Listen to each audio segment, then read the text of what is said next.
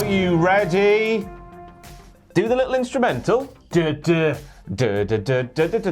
there. Yeah, that's a fantastic start to the news this wonderful Friday morning. I am Ross Twiddell from Cultaholic, joined by Sam Driver, because first of all, Tom Campbell has bloody well got that pesky coronavirus. He hasn't really. He's just ill once again. He's lost his voice.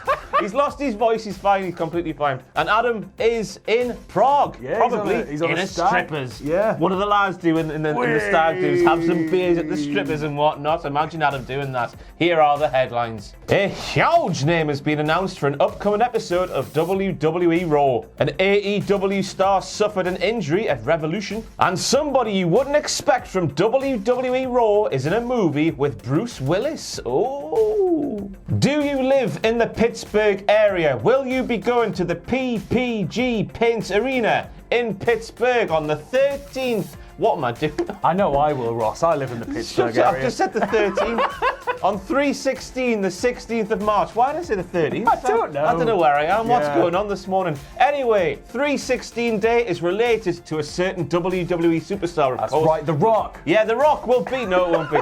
Stone Cold Steve Austin will be making an appearance on WWE Raw because 3/16 Day is his day. I thought you were going to say because Stone Cold said so, and that would be the end of the news. If you want to do that, we can do that. Austin on Raw because Stone Cold said he will be. That's how the catchphrase goes. No, there's going to be a whole host of Stone Cold Steve Austin celebrations throughout the day. There's going to be WWE Network content about Stone Cold Steve Austin. A brand new Broken Skull sessions with Bret the Hitman Hart will be dropping on that day. I bet they talk about all kinds of blood and submissions and wrestling stuff. Imagine they just sit there going like, so you got a new pickup truck, so is it good? Like, I'm looking for one myself. Hey, how's your wife, Brett? She's not bad, Stephen. How's yours? She's doing well. I'm not asking about the Snoop Dogg concert Brett went to the other week. What? Yeah. I know. It surprised me so much I had to retweet it. It's just Brett at a Snoop Dogg concert, just like... Did Brett get lost? I don't know.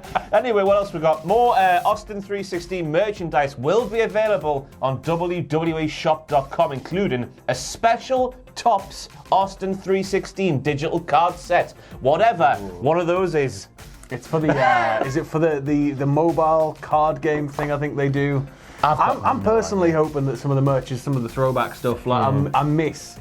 Like anybody that watched reactions saw I've got a Rock one. I miss those old like photo collage and airbrushed awful shirts. The one where Austin's arms turn into snakes. Yeah. Like, my first ever wrestling t-shirt was the just Austin's head on a black t-shirt, but it was all camouflage. Yeah. That was my first ever wrestling t-shirt. Anyway, you might be wondering when the last time Stone Cold Steve Austin appeared on Raw was. You have to go all the way back until September the 9th, 2019, when he appeared to officiate the contract signing in that match where we had the Raw Tag Team Champions, Seth Rollins and Braun Strowman, going at it for the Universal Championship.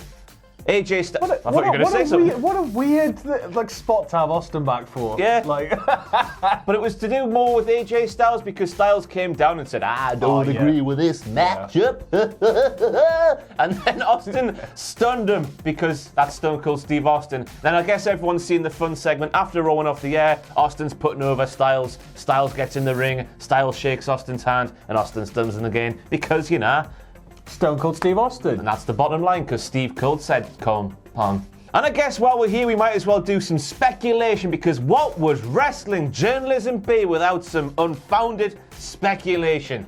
It would be nothing. What could Stone Cold do on this episode of Raw? He's got a lot of history with The Undertaker. He might be on that Raw with it being a couple of weeks before WrestleMania. He's got a lot of history with Brock Lesnar that ties in, of course, to the Ruthless Aggression documentary. Yep. Could that episode air that week, maybe? Possibly. When Austin took his ball and went hard. Imagine they've not told him and he no-shows and Vince comes out again.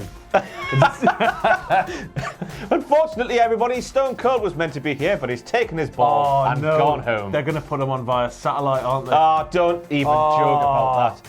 Austin put something on his Instagram. It was like 316. Are you ready? With all sorts of beer cans of his Broken Skull IPA, his EPA, and hopefully just in the ring doing that with his EPA. Yeah. It's probably going to be an opening segment, isn't it? Most realistically. Yeah. And then it might pop up in a backstage segment, but give the people what they want.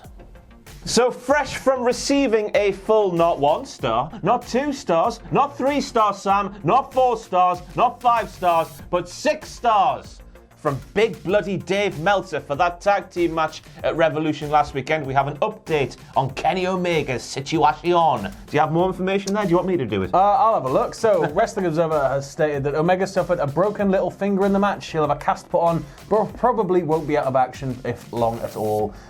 Rumours have it the injury took place during his entrance when he just posed a little bit too hard. I wrote that bit, but I was waiting to see if you were going to read it out as if Dave Meltzer said it. Bang! Army finger! Sami Zayn did it, didn't he? Threw his arm out. He might have just got too vigorous, accidentally knocked it on a metal bar or something. Or when he goes down to do the pose, he might have just gone... Punched the ring mat a bit too hard. Yeah. I can't believe you did that. That's made my day, that has. It's early. But this was it a bit of a bad night at Revolution for injuries? Of course, we saw that from Omega, which is he's going to be wearing a cast, but he's not going to be out for too long. Yeah. Moxley got a massive hole in his head from nutting the ring post, no matter what Excalibur tells you on the air on this week's Dynamite. Then Matt Jackson, I don't know if that was storyline. He was playing up his back, and they weren't clear to wrestle on this week's Dynamite. I think that's more storyline, but it could be legit. Yeah, we don't know. It looked convincing, didn't it? Yeah. Of course, instead of Omega appearing on this week's Dynamite, Hangman Adam Page appeared on his own. He beat down 3 members of the Inner Circle after they attacked Dustin and Cutie Marshall with his apples and all of that stuff. Hangman Page is fantastic. I can't believe how over that man is. Do you think he's turning, or do you think Kenny's turning? You can't turn Hangman Page. Because that tease though at the end, because like he was holding the rope like he was going to buckshot him, and it was like, and then he eventually just let go and walked away. I think we can safely assume the rivalry with the Bucks is still continuing because, of course, Hangman did that to Matt Jackson. He fingered him right in the face. So that looks like it's it looks like that's continuing. But Kenny Omega's got a little injury. We hope he gets well soon. Viewers of this week's Raw might have been wondering where the bloody hell was Lana and Bobby Lashley, because they are our favourites. Who would say that, Sam? I know they're mine. Are they? Yeah. Why? Course. Why? It's just the best. Why, Sam? It's the best storyline I have ever seen in wrestling. I am not being paid to say this. We'll just let that sit there for a minute. We'll move on. Bobby Lashley and Lana were kept off this week's Raw because it turns out that Lana is in a movie with none other than Bruce Willis. That's shocking, this, isn't it? It really is shocking. It makes you wonder what kind of movie it is. Why could Lana and Bruce Willis be in the same place at the same time? Your staple Bruce Willis film is, because in real life he's a bit of a fan of guns, it tends to be a bit of shooty pew pew, a little bit of like saving the world, and a little bit of getting the girl. So he's going to get Lana. Well, it depends. Lana could be, because obviously she's played such a big evil Russian heel before, she could be like the big femme fatale. Oh, I feel sorry for Rusev. She's necking on with Bobby Lashley every week. She's necking on with Bruce Willis now. We have another update on Rusev's situation. He wasn't on this week's Raw because he still hasn't signed that new contract. And quite frankly, I can't blame him, because it's clear they don't value him enough. And if he's not finding true happiness there, he should find it somewhere else. And somewhere else should be my house. Come round for tea, Rusev, please. Do you think he'd go to AEW? You'd have to think. He's the sort of guy who's just naturally sort of endearing, isn't he? I think he would work in that sort of setting. There'd be some interest in him in Japan, but I don't think it'd be anywhere near the level of like other stars that could feasibly go there. I reckon AEW's a shout, but like, what does he go back to? What's he going to wrestle as? Like, just Miami Vice Rusev that we've seen on Raw over the past few. Freddie Mercury Rusev, just have him go out there, dressed as Freddie Mercury, and then just have him be nice, because everyone likes him being nice. Just very endearing, isn't it? But Lana sort of teased this role she's got in this movie with Bruce Willis on Instagram over the weekend, and I did a little bit of Googling about this, and someone who works for the Inquisitor got really, really excited about the picture she shared, because they wrote this. The Inquisitor, the bastion of all bastion journalism. of the news, yes. Lana's strapless back one piece had a structured cups with underwire and rushing. We don't know what that word is. She was flaunting a generous amount of ample cleavage in the clingy garment. I hope someone played some saxophone below that. You sounded like, is it Robin Leach, the guy from the Lifestyles of the Rich and Famous TV show in America? You sounded like him there. That was really weird. I don't know who that is, but I'll take it. But more news on Lana. Apparently her current WWE contract makes her able to do more work outside of the ring. We know she does the modelling. We know she's a wonderful dog mother to dogs. What am I saying here? So she can do a lot of things. She appeared at Super Showdown last week with Bobby Lashley for about 3 seconds before buggering off backstage again. And she last wrestled a match back on February the 3rd, a televised one anyway, against Liv Morgan. Anything else, Dan? No, just excited to find out more about this film, to be honest. Same here. And finally, everyone here at Cultaholic is sending their well wishes to Paige, who had some emergency surgery yesterday for an ovarian cyst, Sam. Yeah, we found this out via, it was Ronnie Radke, her boyfriend, had, I think he put out a tweet stating that the show had to be cancelled anyway because one of his band members fell like seriously ill with, I think, food poisoning, but at the same time, Paige had to be rushed into hospital, which is quite a scary thing. Like there was an accompanying photo of her on a gurney.